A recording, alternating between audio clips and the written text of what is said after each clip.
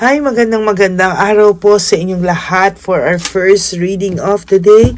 Tingnan po natin kung ano po ang makikita natin sa first reading of the day today. Yan.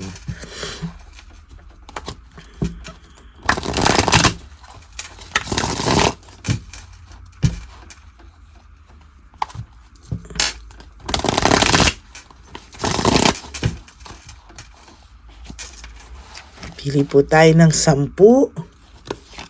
1, 2, 3, ang lamig po. 4, 5, 6, 7, 8, 9, and 10. Itabi muna po natin to.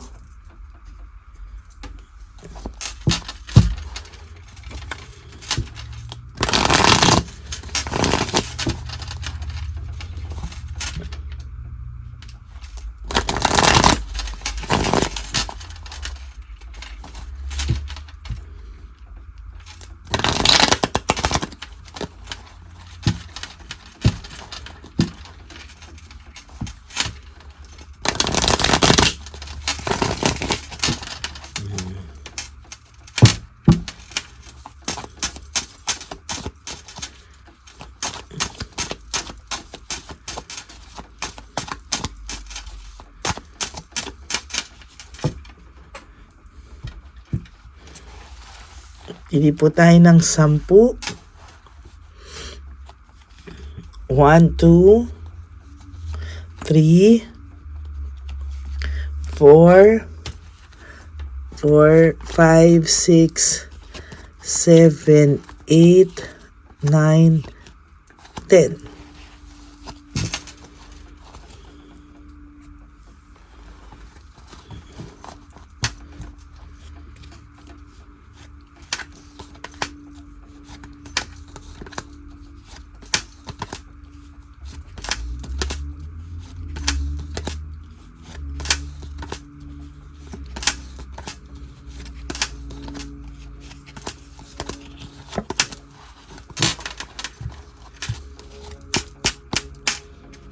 Bili samahan po natin ng isang.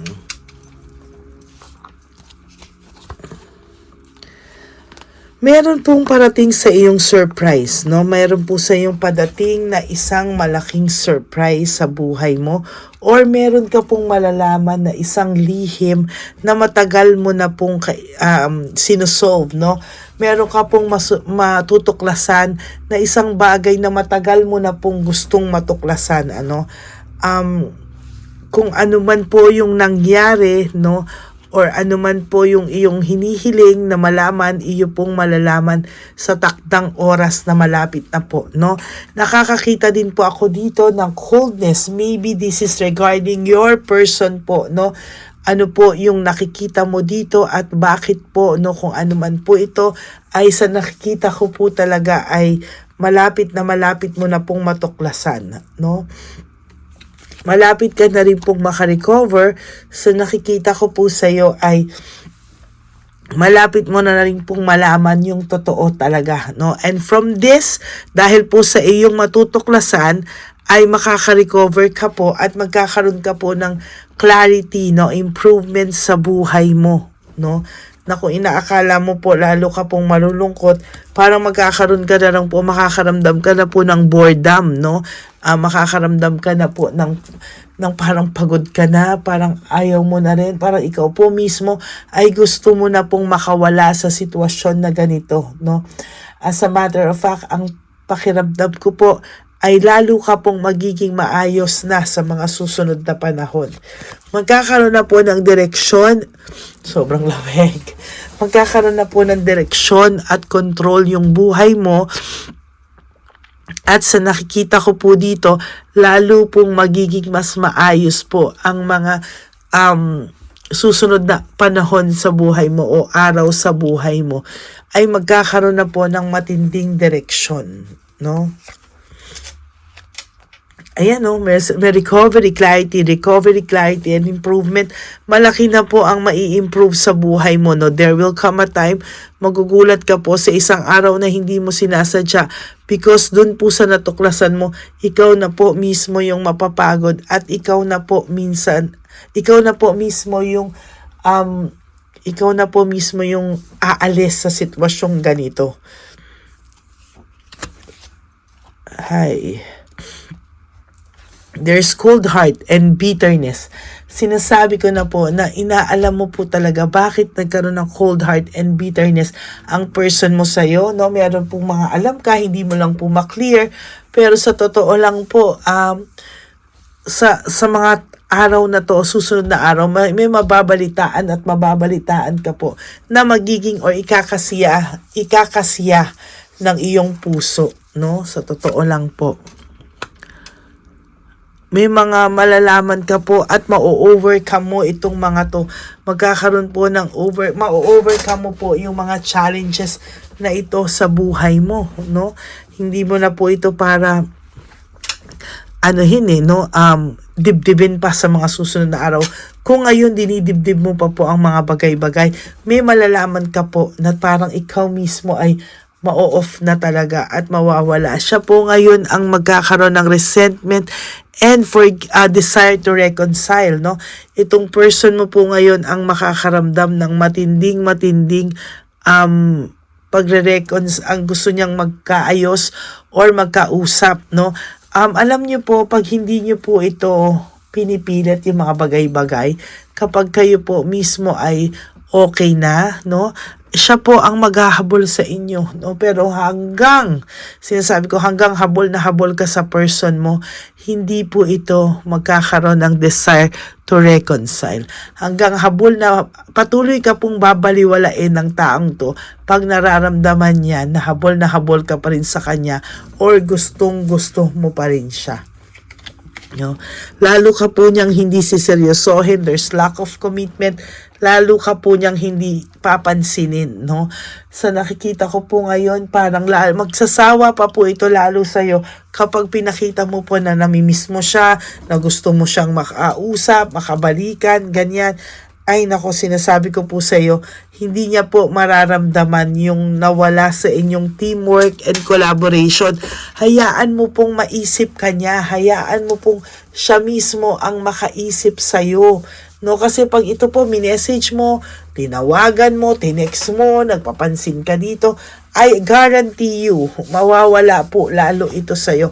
Kailangan mo pong ibalik yung challenge mo sa buhay sa kanya, oh. There is this distraction, lack of rewards. Yung tao mo naman po ngayon, distracted eh. Marami po siyang, yung blessings po niya talaga along the way, wala po talaga. No? Sa nakikita ko po dito ay parang wala pong distracted siya. Wala po siya sa sarili niyang, ngayon. As a matter of fact, itong taong ito po ay masama ang tingin niya sa mga bagay-bagay, madali siyang maaburido, madali siyang maging irritable.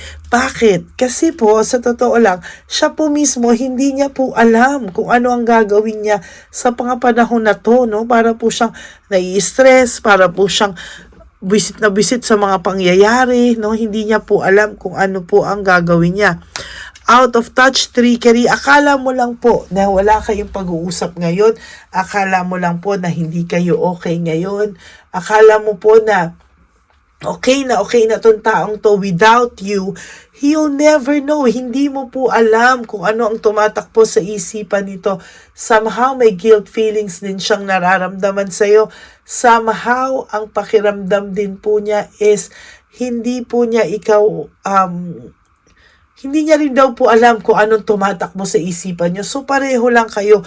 Ang matatalo ka lang dito, pag ikaw po yung nagpakita na habol ka sa taong ito. No? Sa totoo lang. Yan, no?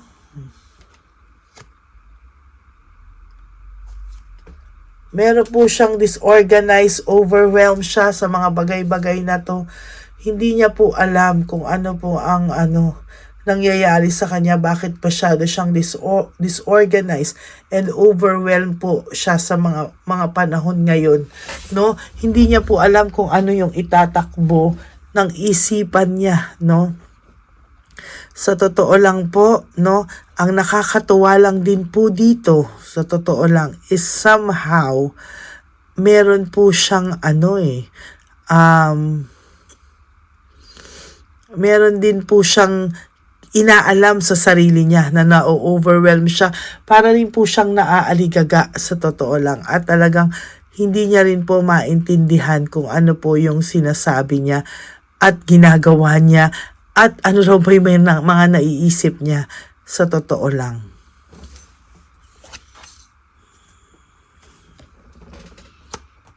There is unity, partnership, and connection. Sa totoo lang, sa nakikita ko po dito, no,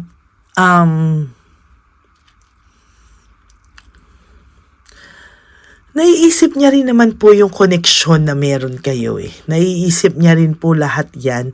And sa nakikita ko po, parang hindi ko po alam kung yung mga ganitong pagkakataon, pag down na down siya, at ikaw bigla po ang pumapasok sa isip niya, somehow naiinis po siya. I'm sorry to tell you. Naiinis po siya, naiisip niya po kasi yung dating unity niyo, yung partnership niyo, yung connection niyo, somehow naiinis po siya, no? At talagang sa totoo lang ay para po siyang kinikilabutan na nangyari ito sa inyo, sa totoo lang. Oh my God, ayan o, 2 different cards with one meaning, no? Magkatabi po talaga, unity, partnership, and connection. Sa totoo lang, ayan, confirm po, naiisip niya po talaga yung connection, yung dalawa, yung samahan niyo pong dalawa, yung pag-iisa niyo po dati, yung pagiging isa niyo po dati, samantalang ngayon po ay hindi na po niya yan naiisip. I'm sorry, ngayon po, gusto niya pong pakita sa iyo na hindi na niya yan naiisip. Pero to be honest with you, naiisip po talaga niya. Sobra po niyang naiisip at hindi niya po alam saan nagsimulang naiisip kanya. Meron po siyang sudden awareness. Gusto po nitong maging masaya lang. Pero parang sa kanya po, hirap na hirap po siyang isipin ito, no? Sa totoo lang po ay nahihirapan po siya, to be honest with you.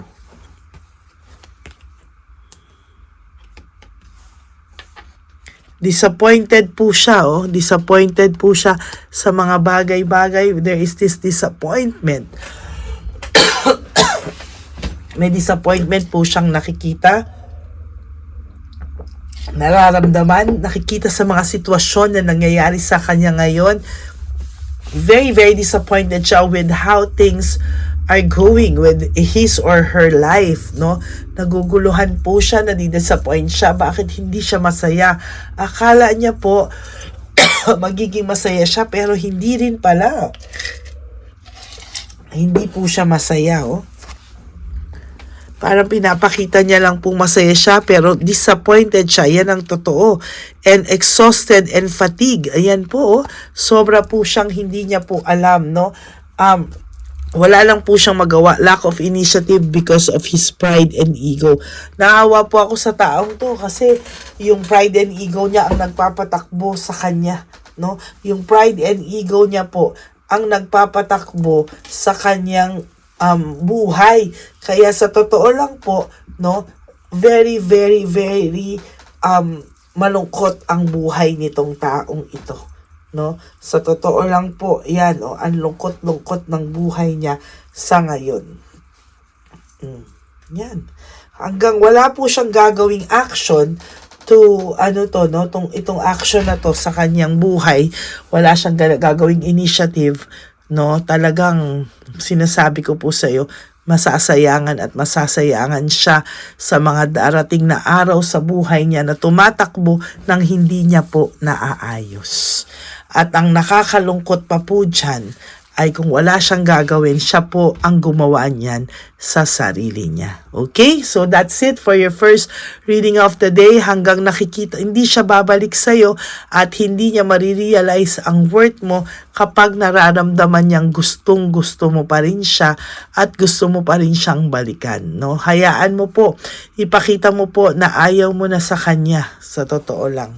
No? Ipakita mo po sa kanya na hayaan mo na, go with the flow. Yan po ang ipakita mo sa kanya. Okay? So that's it for your first reading of the day. I hope na naka-resonate po kayo, and if you do, can you please give me a like for this video and comment down below. And for those of you who would like to have a private reading with me, you can message me po at Ladyly Elena, that's Ladyly Elena. Nasa dulo po yan ng ating video, dyan nyo lang po ako makokontak. That's my only official and legit FB account. Maraming salamat po sa inyong lahat. And for those of you who would like to give me a super thanks for this video, I would really appreciate that. Isasama po natin yan sa ating One Love a Day Christmas edition for our dear street lolos and lolas, no? At please, no skipping of ads. Tulong nyo na po yan sa ating channel. Maraming salamat po sa inyong lahat. And sa aking mga ever loyal and solid Lady Elena friends, family and subscribers, I love you all from the bottom of my heart. Mahal na mahal ko po kayong lahat. At sana po ay wag po kayong malulungkot, no? Ako po ay babalik. Pasensya na po kayo, nagkasakit po ako dito sa sobrang lamig. Kaya hindi po ako kahapon nagpahinga po ako kasi hindi ko po talaga kayang bumangon sa sobrang lamig, at talagang pasensya na po kayo. Pero ngayon kinaya ko na po, pinilit ko na pong tumayo agad para pagising po nyo lahat sa mga iba ang oras sa akin, meron na po kayong surprise na reading of the day. Okay? Maraming salamat po sa inyong lahat, at mahal na mahal ko po kayong lahat. At sabi ko nga po, kahit nasang lupalop ako ng daigdig, kung ako po ay magbibigay sa inyo ng reading of the day. Maraming salamat po sa inyong lahat. And of course, sinasabi ko nga po sa inyo that life is so short, don't make it shorter by stressing yourself from all the pains and heartaches na binigay sa inyo ng kahapon. Just surrender everything to the divine universe and just let go and let God write your life and love story. I will be back for another set of reading. For the meantime, just live for today. You wake up and do 3 things that will make you happy for today. Prioritize yourself. Huwag niyo pong isipin siya. Huwag siyang nang siya. No, you have your own lives to live. Kaya po, sana po ay pakinggan niyo po ang inyong mga sarili, no? Sarili niyo muna po, and sleep for tonight, and tomorrow is another day. Ganon at ganon po. At one day you will realize, nakasurvive na po ako if tinulungan niyo po ang sarili niyo. Pero kung talagang kayo po ay focus sa kanya, wala pong mangyayari sa inyo. Okay? God bless you all, and I love you all from the bottom of my heart. Ako po ay magbabalik for another set of reading, at wag po kayong mag-alala, no? Babalik po ako. I love you all. God bless you, and have a nice day ahead of you.